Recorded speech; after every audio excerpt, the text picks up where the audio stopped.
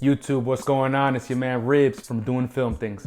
Every single week I drop a new video about film photography, so if you're into that kind of thing, please go ahead and subscribe. This week we're doing a 1-year review on the Epson V550 scanner. This will not be a very in-depth step-by-step review. For that, please go ahead and watch my video linked above. This video is more about my feelings after having had the scanner for over a year. At this point, I'm pretty comfortable with my workflow and kind of know my way in and around the scanner, so I hope to give you some ideas as to what to expect over the course of your time using the scanner.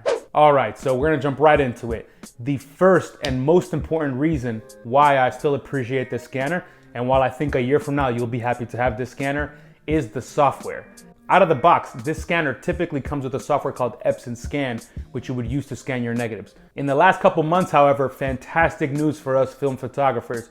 If you buy one of these scanners, or if you already have one, you can now use the software Silverfast SE8 for free. It is absolutely free of charge, and all you have to do is register your serial number. So if you're looking to buy a scanner and you're thinking about how good it's gonna be, especially when combined with different software, just know that this option will give you a scanner and pro level software combined. You won't have to pay an extra thing for the software, as you can download it directly from the Silverfast website. Additionally, it's kind of annoying because I actually already invested in ViewScan, so I had been using that for several months, and eventually it started messing around with DSLR scanning as opposed to using a scanner at all. Now I've come back to the scanner simply because of Silverfast. It is very efficient, it's very user-friendly, and it delivers a really good result right out of the box. The software gives me a very good result right out of the box. I typically don't have to tinker too much with the negatives right before scanning.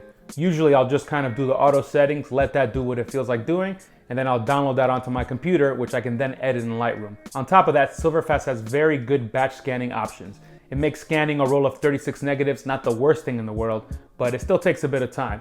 Nonetheless, Silverfast makes it easy and it's pretty fast as well compared to a lot of other software that you can try. In short, this alone is the absolute best reason why you should buy this scanner. Definitely jump on this if you're looking to do so, and do it ASAP in case they change their minds. All right, so the second reason you should definitely think about investing in this scanner is the fact that it's reliable and it's consistent. Eventually, after you get your feet wet and scan a few rolls through the scanner, you'll figure out what your process is and what your workflow is. And that's really important because at the end of the day, scanning is one of the last steps when it comes to processing your negatives, and you don't want to take forever doing this. On top of that, you want to ensure that you get consistent results that you don't have to worry about.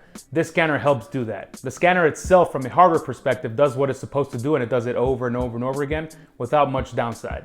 Sometimes it does turn off on you or stop scanning, but that's something you can fix pretty easily by just turning it off and turning it back on and then restarting your software.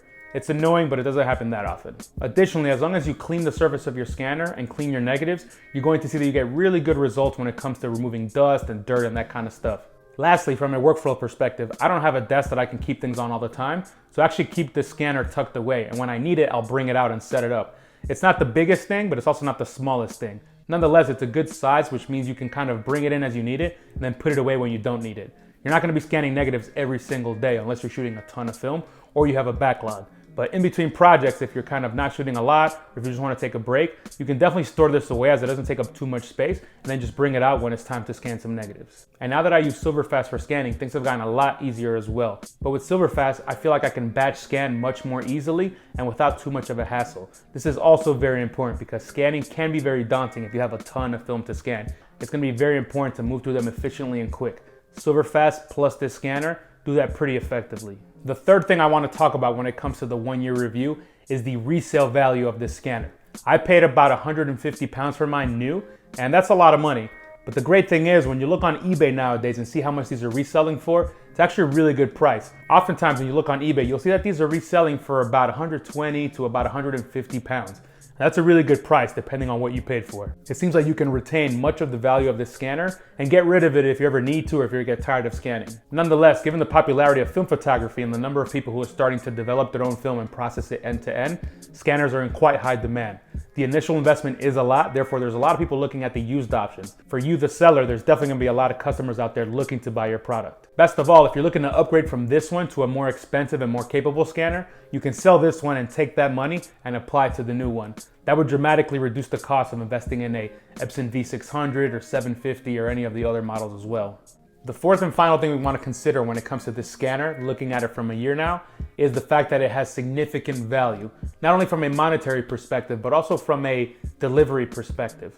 If you really care about the end-to-end quality of your work when it comes to self-developing, but then also processing and scanning your film, this has to be an essential part of it. At an entry-level price point, if you care about achieving the best quality of work, this is going to help you achieve that. When it comes to processing, this tool is going to play an essential role in delivering the final product through your film photography. Other methods such as DSLR scanning and maybe using some of the cheaper 35mm film scanners, that stuff works and it will get you results. But if you really care about achieving that absolute best product with the most control possible, the scanner is the way to do it. And when it comes to entry-level value, there's nothing that does it better than this one.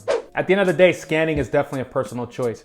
How you scan and to what level of quality you scan is completely dependent on your needs as a photographer. Not everybody needs the absolute best quality and the absolute highest file size or any of those things. If you need something quick and dirty, that's completely allowed and that's totally up to you. With that said, if you need something that's really consistent and will give you very good results, but at an entry-level price point, then I definitely think this is the option for you. Let me know if you have any questions about the scanner in the comments. I definitely love to answer them for you. So that's what we got for this week. I hope this video was useful. If it was, please go ahead and leave me a like. And of course, if you want to see more videos like this every single week, don't forget to subscribe. All right, y'all, that's what I got for you this week. Peace.